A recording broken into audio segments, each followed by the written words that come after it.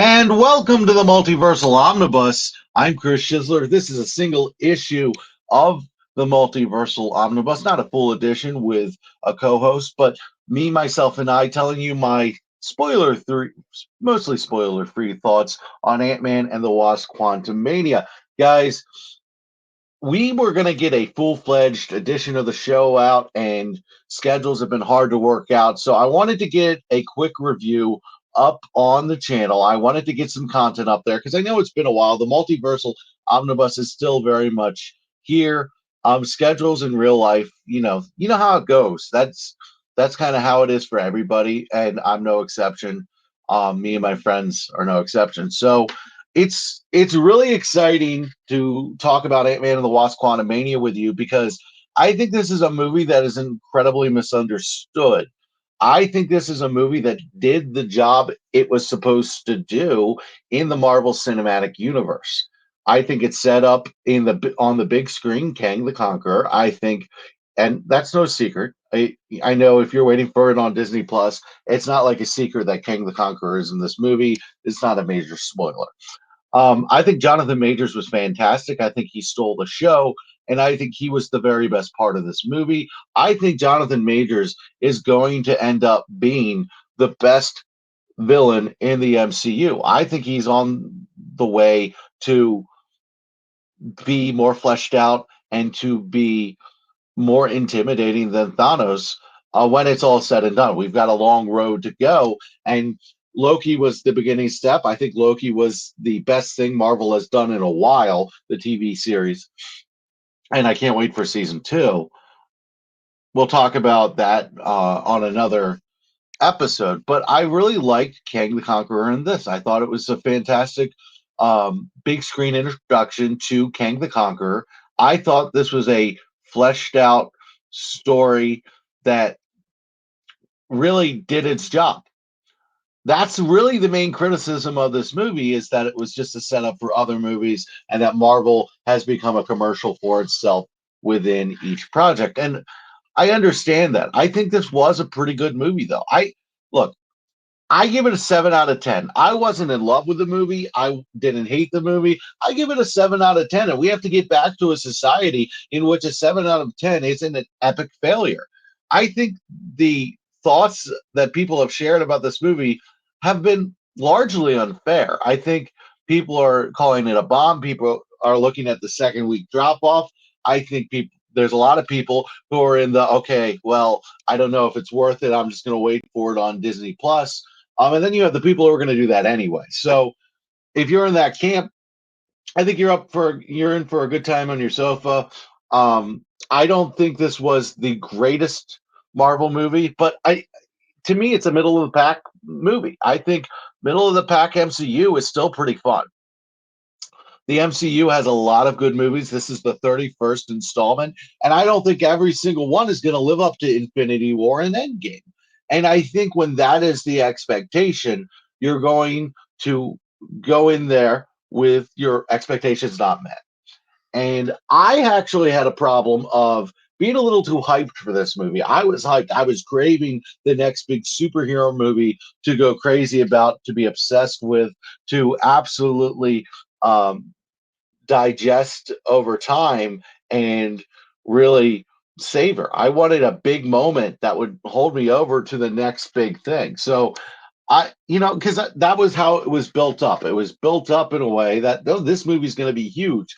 And I think much like the quantum realm in this movie, it delivered a little bit and it didn't deliver all the way. I think there were some things in this movie that I absolutely loved.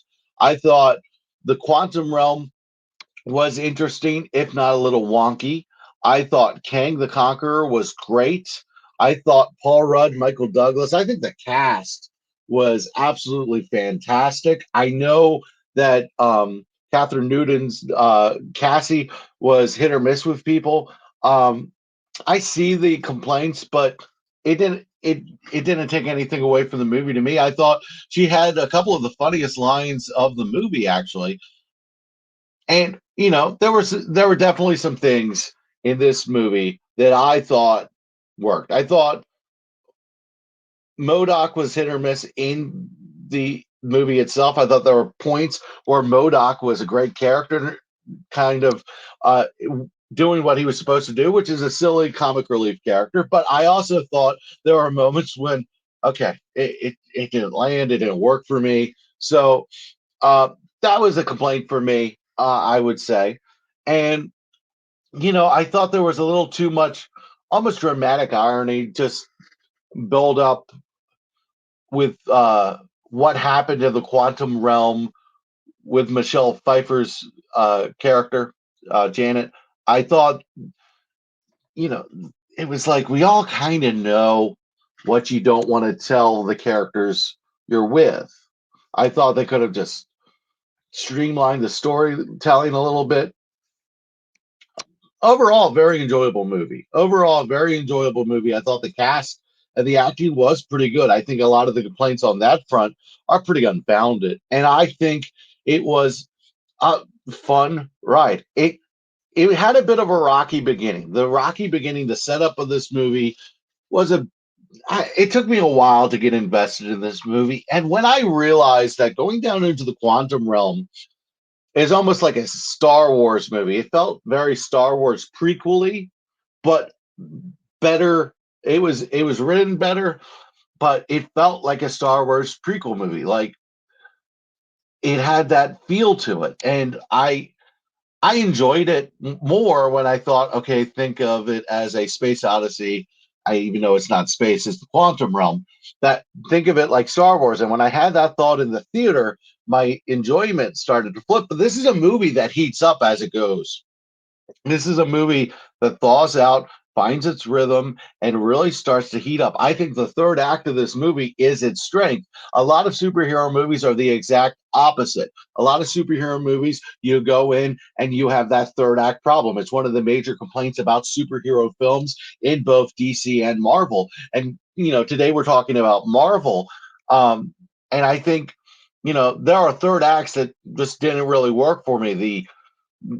I thought the ending of Multiverse of Madness could have been stronger. I thought, this ending could have maybe tied the bow a little bit better, but the final battle, the final moments in this quantum realm that we get to inhabit in this movie were so fun.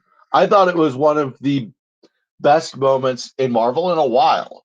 I think it makes up for a lot of the problems I had with the movie. A lot of the rocky start, the um, I didn't like the beginning of this movie. I couldn't get into the groove of this film.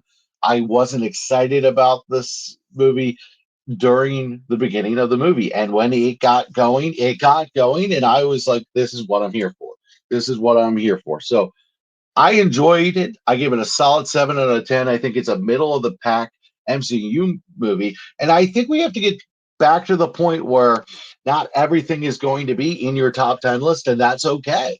I don't think every movie has to live up to Infinity War's shadow because I think Infinity War was the peak of the MCU. I don't think it can be beat. I don't think Endgame beat it. I don't think there's been a film to that level at all in the MCU.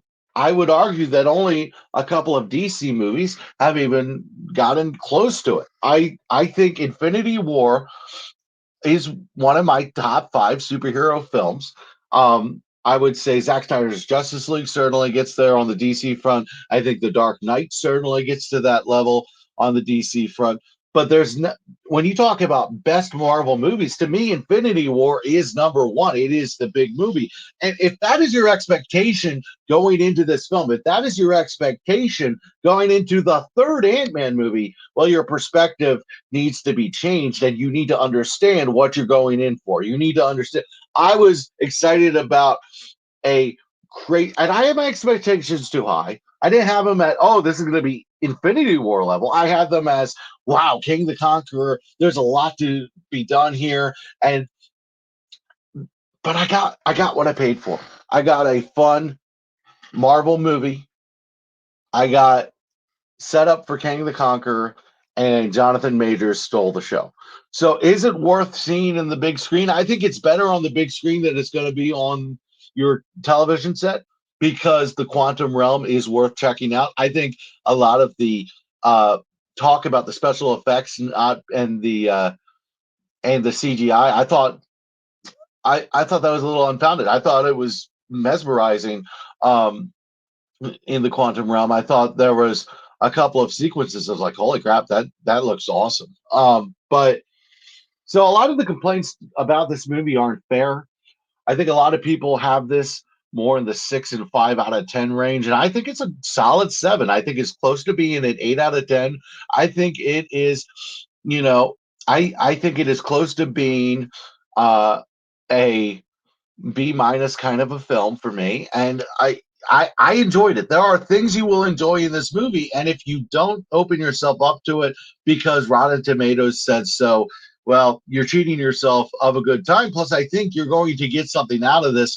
Looking back at it, I think this is a movie that will age a little better because of what you did with Kang and where you can go with saying, "Hey, Ant Man, fought Kang the Conqueror, and this is how you can go in the future." So I thought it was a good movie. I thought it was a good movie. I thought it was a good movie. I didn't think it was a great movie.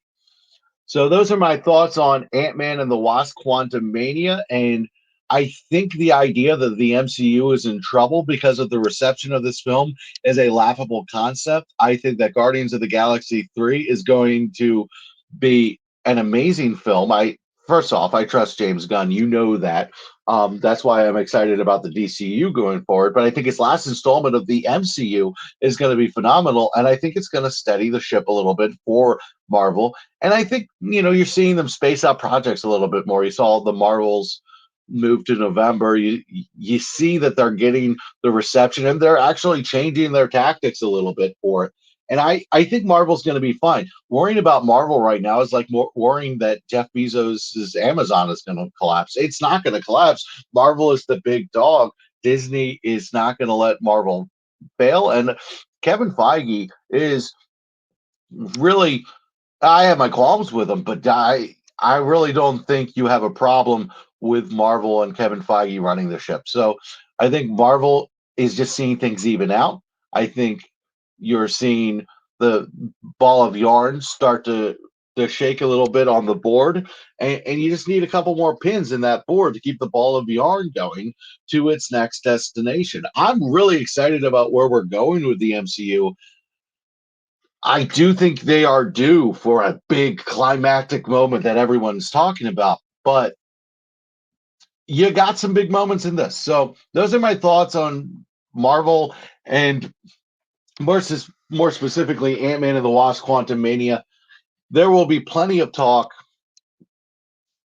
in the days to come. Superman and Lois is starting up. I do want to recap the Flash. I haven't recapped the Flash episodes for the last couple of weeks. I did after the first one. So what I think I'm going to do is after this episode tomorrow on Wednesday, at the time of this recording, it's a Tuesday. I am going to do a recap of the last 3 episodes, and we'll kind of do check-ins on season 9 of The Flash. And when Superman and Lois starts, I'm going to talk endlessly about that. I love that show. It is my favorite thing on TV right now. So I love it. Guys, was this will do it. I think this was a short little show, fun to talk about.